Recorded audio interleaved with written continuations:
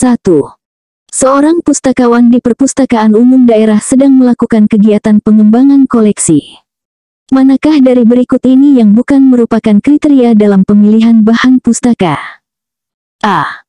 Kebutuhan pengguna. B. Anggaran yang tersedia. C. Kualitas konten. D. Ketersediaan ruang penyimpanan. E. Popularitas penulis di media sosial. Jawaban yang tepat dari soal di atas adalah E. Pembahasan dari pertanyaan di atas yaitu, bahwa popularitas penulis di media sosial bukan merupakan kriteria utama dalam pemilihan bahan pustaka.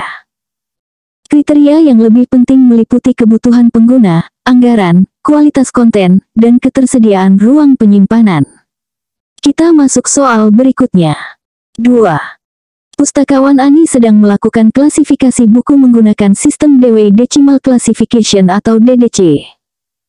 Buku tentang sejarah arsitektur Islam di Indonesia akan diklasifikasikan ke dalam kategori A. 297 atau Islam. B. 720 atau arsitektur. C. 959.8 atau sejarah Indonesia. D. 726 atau bangunan keagamaan. E. 722.7 atau arsitektur Islam. Jawaban yang tepat dari soal di atas adalah E. Pembahasan dari pertanyaan di atas yaitu, bahwa dalam sistem DDC, 722.7 adalah kategori khusus untuk arsitektur Islam, yang paling tepat untuk buku tentang sejarah arsitektur Islam di Indonesia. Kita masuk soal berikutnya. 3. Pustakawan Budi diminta untuk melakukan preservasi digital pada koleksi naskah kuno. Nomor manakah dari berikut ini yang bukan merupakan strategi preservasi digital yang tepat? A. Migrasi format file. B. Emulasi perangkat lunak. C. Penyimpanan dalam cloud. D. Pencetakan seluruh dokumen digital. E. Pembuatan metadata preservasi. Jawaban yang tepat dari soal di atas adalah D.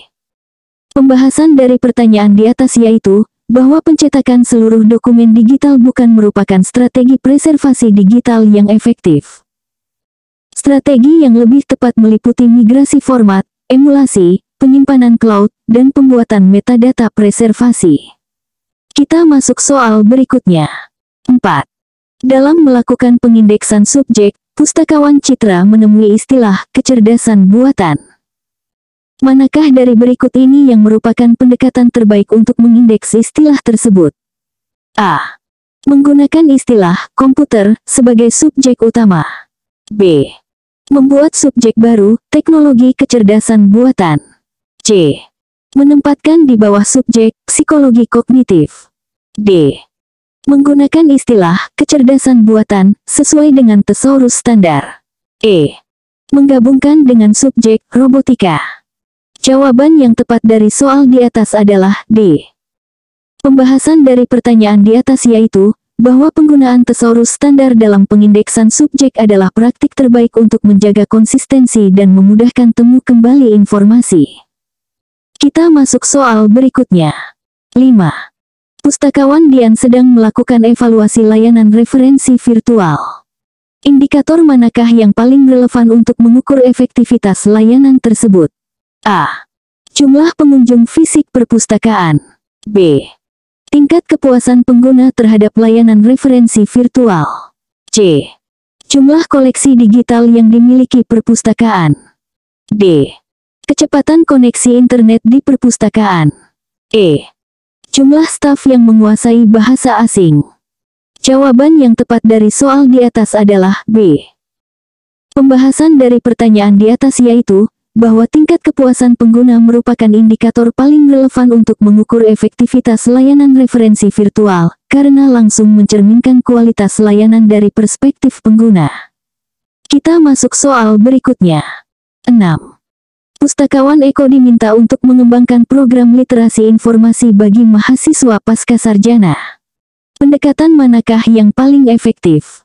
A. Fokus pada penggunaan katalog perpustakaan saja. B. Mengajarkan teknik pencarian di Google Scholar.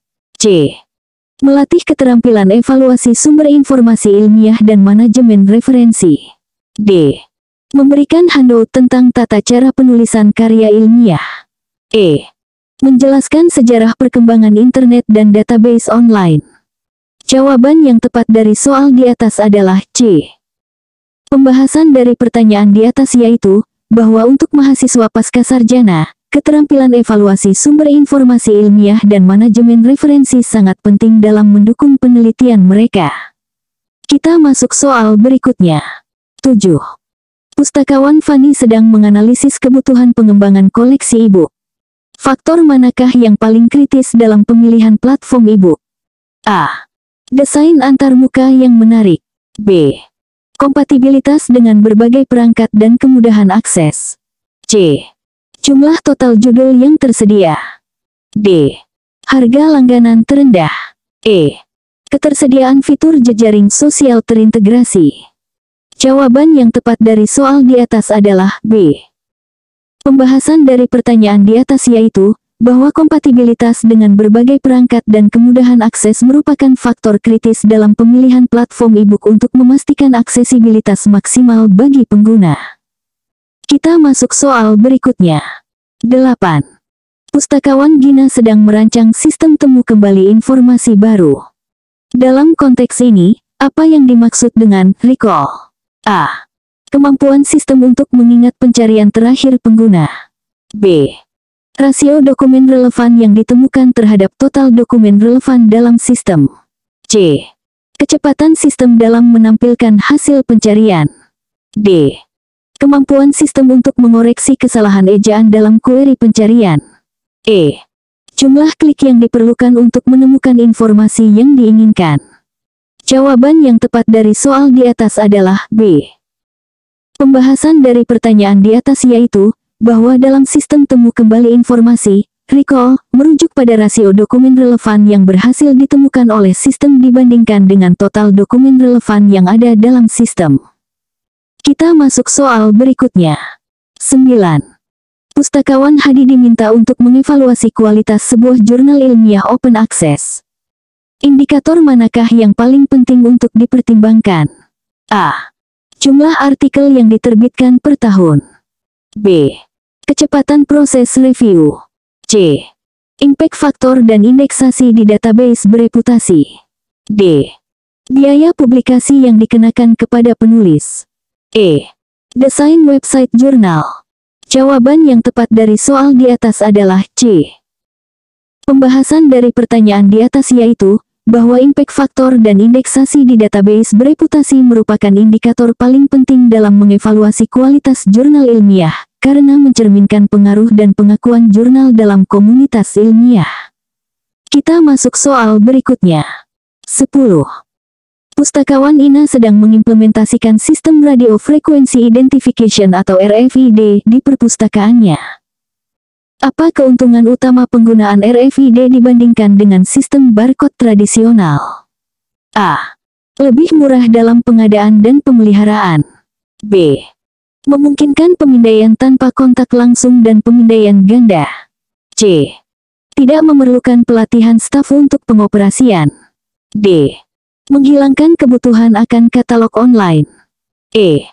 Memperpanjang umur buku secara signifikan. Jawaban yang tepat dari soal di atas adalah B. Pembahasan dari pertanyaan di atas yaitu, bahwa keuntungan utama RFID adalah kemampuannya untuk melakukan pemindaian tanpa kontak langsung dan pemindaian ganda, yang meningkatkan efisiensi dalam proses sirkulasi dan inventarisasi koleksi perpustakaan. Kita masuk soal berikutnya. Asisten